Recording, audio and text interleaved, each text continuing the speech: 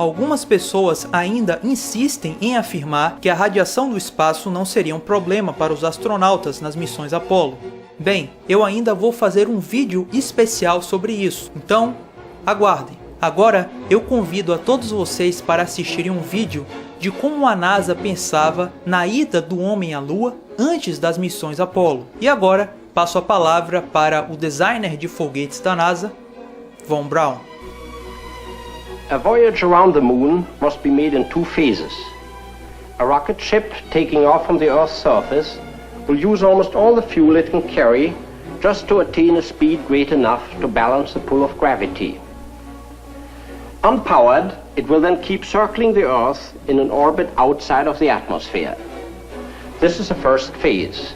However, if we can refuel the ship in this orbit with fuel brought up by cargo rocket ships, it can set out on the second phase, the trip around the moon and back. To facilitate this refueling operation, we will establish an advanced base in the orbit, 1,000 miles above the Earth. This advanced base, or space station, will be headquarters for the final ascent to the moon. Our space satellite will have the shape of a wheel, measuring 200 feet across. Its outside rim will contain living and working quarters for a crew of 50 men.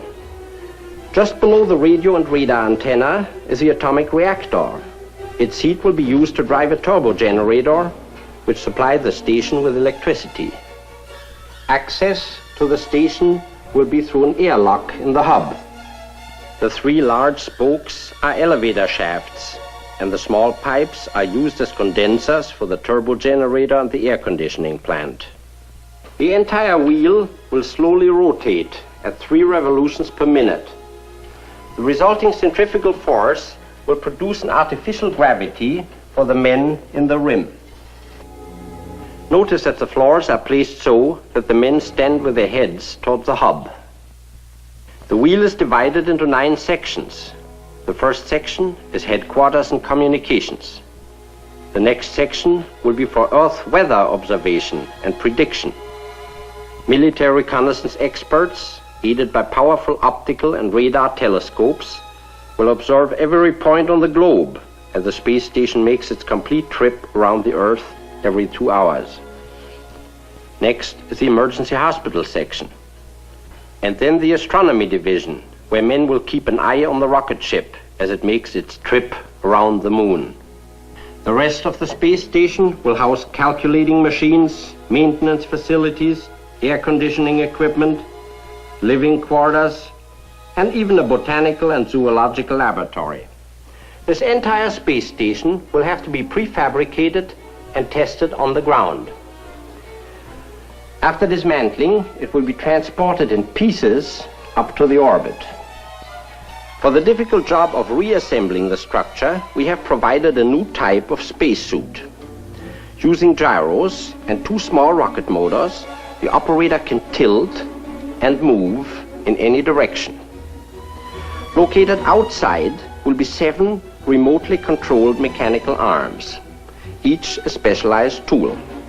By rotating himself within the spacesuit, the operator can use any of the arms for the variety of tasks in assembling the space station. When the day arrives for construction to begin, the thousands of parts for the space station will be transported to the orbit by our multi-stage rockets. We merely replace the winged passenger section with a simple cargo-carrying nose. These cargo ships will be unmanned. A passenger rocket, 1,075 miles above the Earth, will guide each of the 12 approaching cargo rockets to their rendezvous in the orbit. This ship, which circles the Earth every 2 hours, will be the command post until after the space station is finished. On the ground, the first of the cargo rockets is ready for takeoff. When the guide ship reaches the correct position in the orbit, the cargo rocket is fired. While its motors are firing, the cargo rocket is controlled by an automatic pilot, like a guided missile. Up in space, the blast-off is observed with the aid of optical instruments. In the guide ship, the navigator locks his tracking radar on the rising cargo rocket. At about 24 miles altitude, the first stage breaks away and the second stage motors fire. 2 minutes later, the cargo head blasts away from the second stage and continues firing until its speed reaches 18,468 miles per hour. Automatically, the motor cuts off. Now, with the aid of remote controls, the navigator rotates the rising cargo rocket so that when it arrives later in the orbit, it will line up with the guide ship. Here, at 1,075 miles up, follows the most precise maneuver of the entire operation. The motor of the cargo rocket is fired again until its speed and course exactly match that of the guide ship. Radar remote control will enable this maneuver to be performed with a high degree of accuracy. 56 minutes have now elapsed since takeoff. The cargo ship is floating in space, 2,000 feet ahead of the guide ship.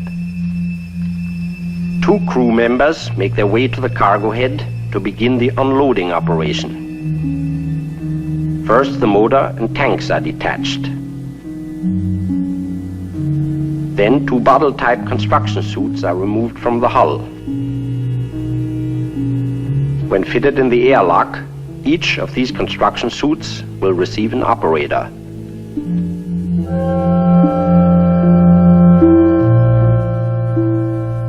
The sections of the cargo ship are moved back to make way for other supply rockets soon to arrive.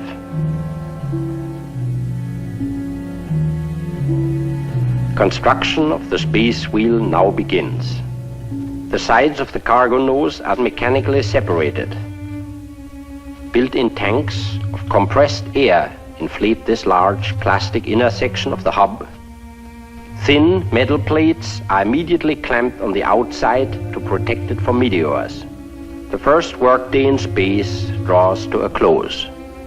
Every 24 hours, another cargo rocket will arrive in the orbit. When the airlock is attached, the pressurized hub section can be used as temporary quarters for eating and sleeping. Each succeeding load is carefully scheduled so that the parts of the station can be assembled in correct order. Nylon ropes prevent the parts from slowly drifting away. Next, the atomic reactor is installed. The wheel begins to take shape now as the 3 main spokes and rim sections are joined together. Condenser pipes are fitted next so that the atomic reactor may be put in operation. Even though there's no apparent motion, everything in the orbit is hurtling around the Earth at 16,000 miles per hour. The shell of the station is completed. Now comes the delicate task of installing instruments and the multitude of equipment inside. Finally, 2 small rocket motors on the rim, blasting for a few seconds, will set the wheel in permanent motion to revolve 3 times a minute. As life on the station settles down to routine, the large reflecting telescopes will begin their work. These giant eyes relay pictures to television screens inside the station. One telescope photographs the surface of the Earth.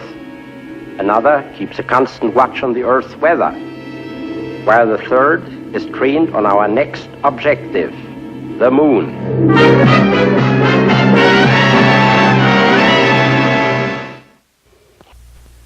The primary purpose of the first moon trip will be to test the methods and equipment to be used on later voyages into deep space.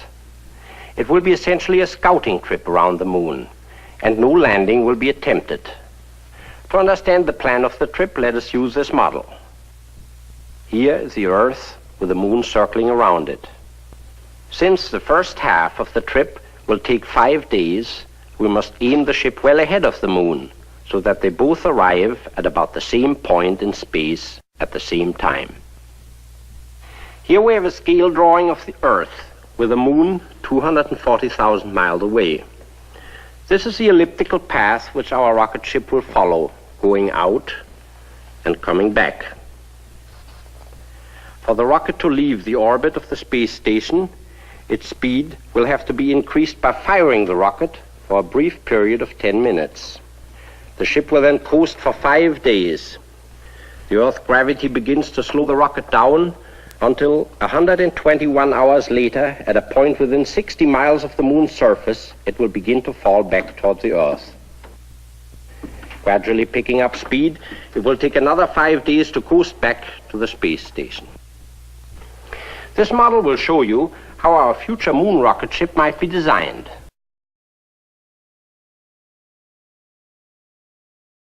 Completing our space station, we are ready to begin our first voyage around the moon.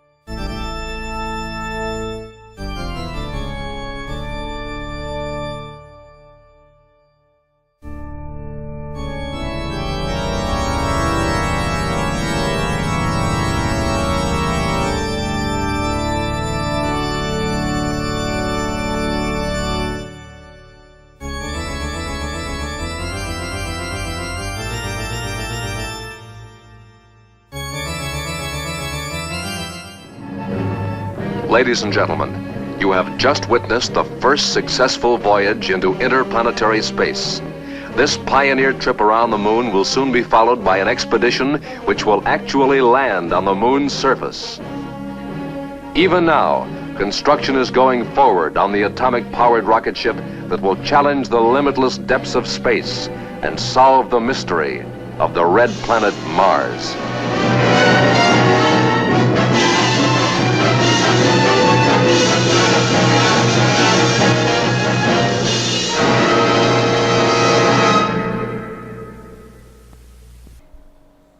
Bem, vale alguns comentários. Isso que você acabou de assistir é totalmente diferente do que aconteceu nas missões Apollo. Nas missões Apollo não havia uma estação espacial e muito menos o combustível do foguete foi reabastecido em órbita. Note também que esse projeto anterior não menciona um pouso tripulado na Lua, o que dificultaria mais ainda toda a missão.